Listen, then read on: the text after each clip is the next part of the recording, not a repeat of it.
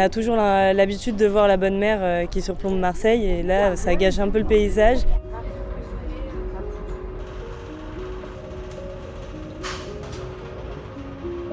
Venir épisodiquement pour ne pas la voir dans sa totalité, c'est un peu regrettable. Je trouve ça bien pour la ville et puis hâte de voir le résultat. Encore un peu de patience avant de découvrir le nouveau visage de la Bonne Mère.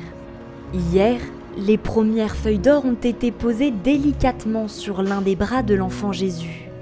Cyrielle fait partie des 4 doreuses mobilisées pour redonner tout son éclat à cette statue fabriquée en 1869.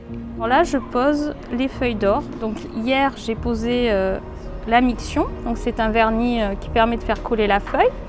Donc au bout de 2 heures, on peut appliquer la feuille.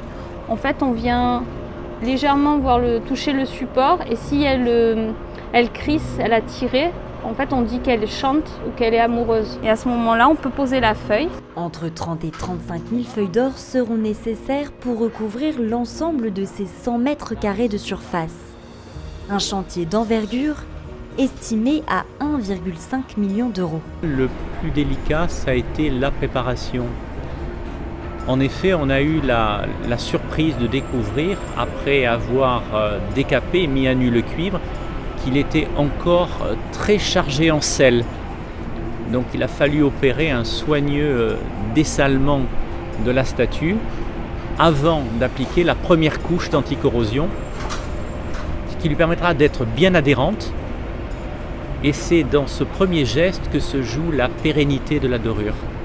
Le point d'orgue est attendu le 17 octobre. La couronne restaurée viendra coiffer la tête de la Bonne Mère, déposée par hélicoptère. Un moment fort que les 2 millions de visiteurs annuels pourront admirer en redécouvrant peu à peu la statue emblématique de Marseille.